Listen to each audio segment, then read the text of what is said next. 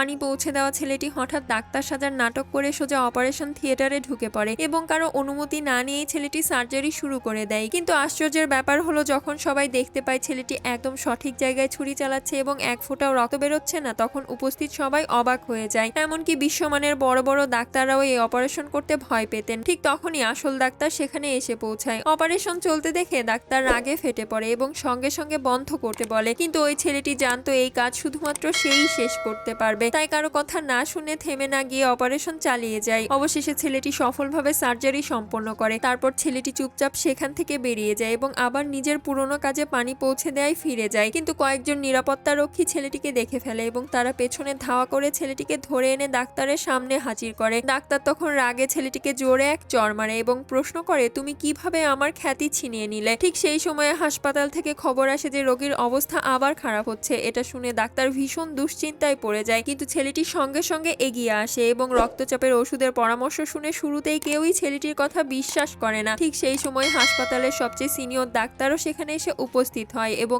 আশ্চর্যজনকভাবে সে ঠিক একই ওষুধের পরামর্শ দেয়, যার ফলে বাধ্য হয়ে ডাক্তারদের সেই ওষুধই দিতে হয়। সবাই ভেবে নেয় যে এতে কিছুই হবে না, কিন্তু ভাবনার উল্টোটা হয়। ওষুধের প্রভাব সঙ্গে সঙ্গেই দেখা দেয়। রোগীর অবস্থা দ্রুত স্থির হয়ে যায়। তখন ডাক্তাররা পুরোপুরি হতবাক হয়ে যায়। খবরটি মুহূর্তের মধ্যেই গোটা হাসপাতালে ছড়িয়ে পড়ে। হাসপাতালের পরিচালক নিজেই আবেগে ভরে যায় এবং ব্যক্তিগতভাবে সেই ছেলেটির সঙ্গে দেখা করতে আসে। পরিচালক ছেলেটিকে বিশেষ সম্মানে সম্মানিত করে বলে, তুমি আমাদের হাসপাতালের অ্যাটেন্ডিং ফিজিশিয়ান হিসেবে যোগ দাও। ছেলেটি তখন প্রস্তাবটি গ্রহণ করে। কিন্তু যখন ছেলেটি আনুষ্ঠানিকভাবে হাসপাতালে অ্যাটেন্ডিং ফিজিশিয়ান হিসেবে নিযুক্ত হয়, তখন সবাই অবাক হয়ে যায়, কারণ যে ছেলেটি একসময় পানি পৌঁছে দিত সেই আজ ডাক্তার হয়ে যায়। পরের ভিডিওটি দেখার জন্য প্লিজ সাবস্ক্রাইব।